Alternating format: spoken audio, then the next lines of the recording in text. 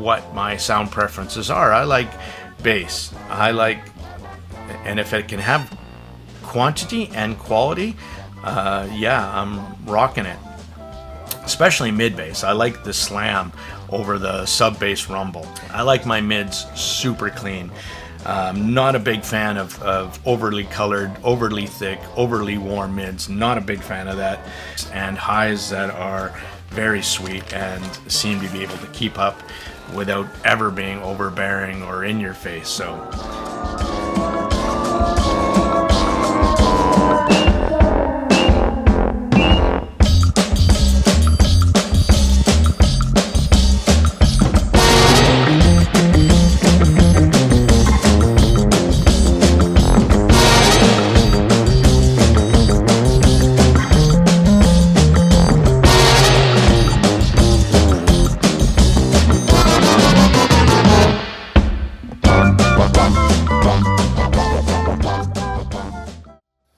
hello, welcome back. Today's vid is going to be on the new Geshelli Labs J3 Pro. Now, if you've watched any of my videos in the past year and a half, you'll know that my J2 has been my go-to source. It is the best source I have. It is the cleanest. It is the most uncolored source that I own. It is a fantastic little DAC. And what attracted me to this brand and the story behind it and who these people are, JNOG, Shelly, the whole family gets involved, and it's US made. So I like supporting the little guy, and I like what Geshelli Labs is really all about. What attracted me to the J2 really was the simplicity, it took a little bit of a learning curve, but not really, to figure it out. And the way I use it, once I set it to USB input, I didn't really muck around with it too much. So on the J2, they just basically had two buttons. Besides we'll get to that in a second, your power on off and your LED backlight colors. That was really it on the J2. Your other button was your source input, and really as you keep pressing the button, you can figure out whether it be coaxial front, coaxial back, optical front, optical back, or you're doing USB input. It was really, really simple. It didn't take a whole lot of brain matter to figure that one out.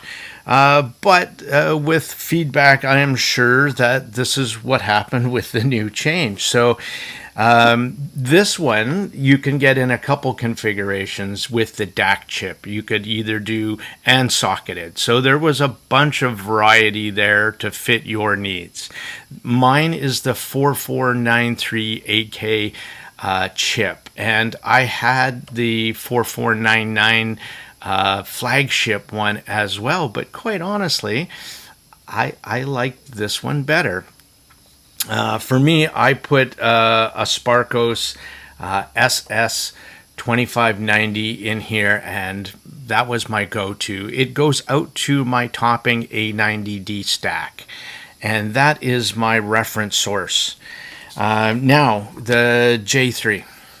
So, a little bit bigger case. So, we can see the two stacked up here. So, a little bit bigger case in the J3.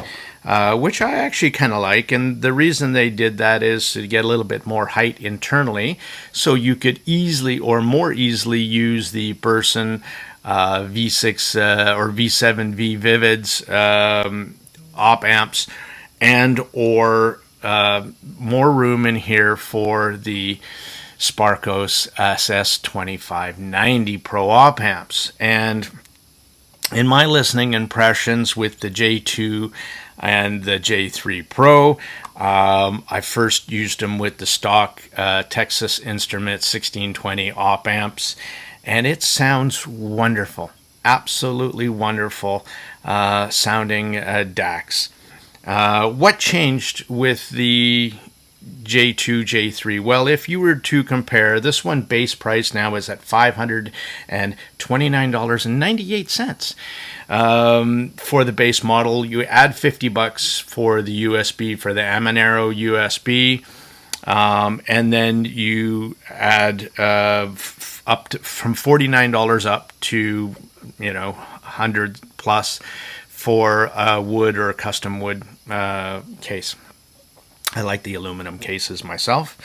What else changed? You also now have options to, but one option got taken away, which you can't change the DAC chip. This is the flagship AKM 4499, 4191 controller combination in this one, where with the J2 you could upgrade, and that was $169. So the two in difference in base price is really $100. So what really changed for $100? Well, besides the bigger case, you now get these 5 or 6 buttons, whether you choose USB option or not.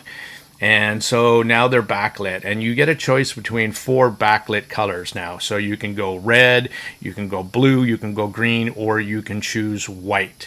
It's not, you have to buy it with that option, and it's not switchable at this time. I don't think that doesn't really need. Pick a color, right? So the base price is really only $100 difference if you were comparing the J2 socketed with the J3 at $100. So what changed? Well, a couple things. So separate input selectors now for those people who really just couldn't figure out the pushy button. So as you just choose your inputs, so coax front, coax back, optical front, optical back, and USB. This is also relayed. You can actually hear that switch over to as well. So the relay turns off the USB to eliminate any possible noise that you might get. So this one also changes now your colors. There you go. Off, and then all the colors. And when you choose your input, this is also now your gain control. So 1, 2, or 3. So 1 being the highest output out to your amp, and 3 being the lowest. Pretty easy peasy, nothing there. Let's go into what I think is the important stuff, which is sound. So it's always the most important stuff. I'm not a measures debater, really. None of that really matters to me. I don't care about noise. I don't care about any of that stuff. It's the sound that really determines my happy place. And let's talk about J2 versus J3. So J2 4493 stock J3 Pro stock TI 1620 op amps. What's the difference? Now, obviously, there's a chip change between this one and this one.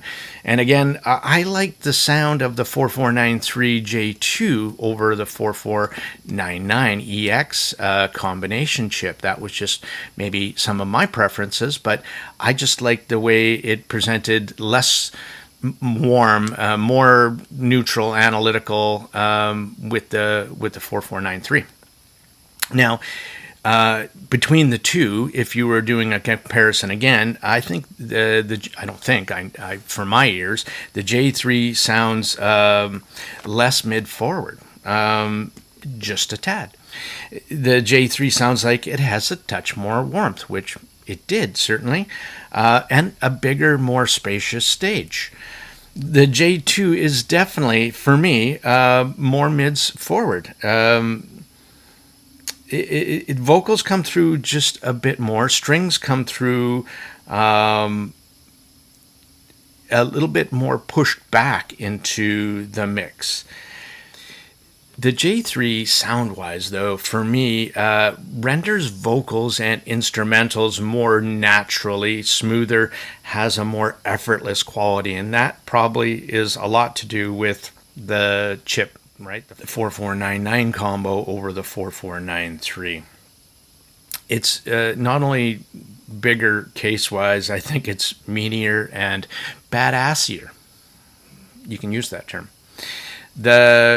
Some more sound impressions, and then I was fooling around because I also have the Burson V6V Vivids in the balanced out of the J2, and I hear what that did to the sound with the J2 for me. It adds a bit more articulate sound, a little bit brighter, a bit sparkly, bit more sparkly top end, and I really like that.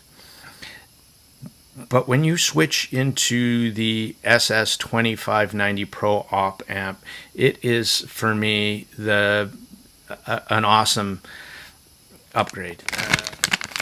Thank you to Andrew at Sparkos for providing these bad boys. Now this is the double stack. It's a mean looking and top tier performing op amp. I don't think you can get better. You might get different sounding op amps, but for just clean resolution, overall stage and everything, the SS 2590 is where to go. Everything just becomes bigger, more open, and this happened to both the J2 and the J3.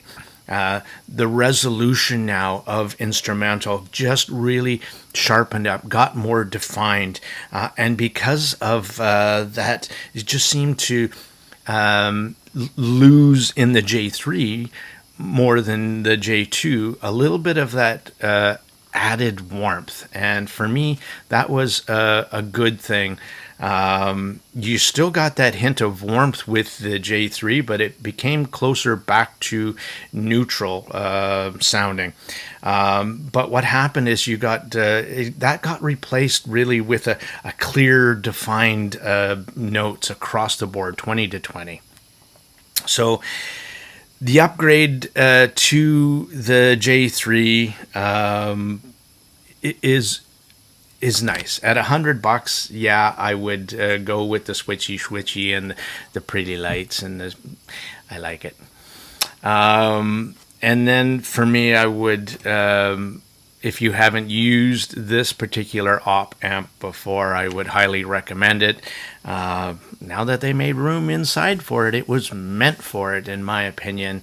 And I absolutely adore the J3 Pro with the Sparkos op amps.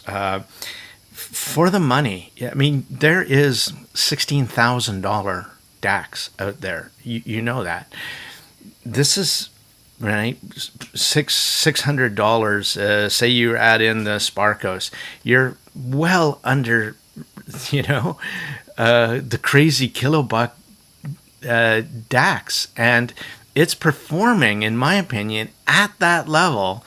I don't know how much better you could possibly get, and if you do get it, you're chasing butterflies, I think, at that point. If you've got a crap ton of money, then go for it. Buy the best you can buy, if that makes you happy. This makes me happy at this price. For me, there's no way that I am gonna pay more to just maybe I can hear a difference. But I've tried some other gear, and I've sold much super high-end stuff. Geshelli Labs for me is absolute best value on the market.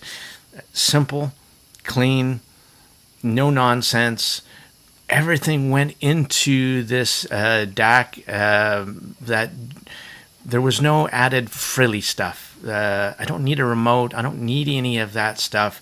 I just needed to play music beautifully. And that's what the Geshelli Labs J3 Pro does for me. So thank you to Geshelli Labs for letting me borrow this unit for evaluation. I'm picking one up.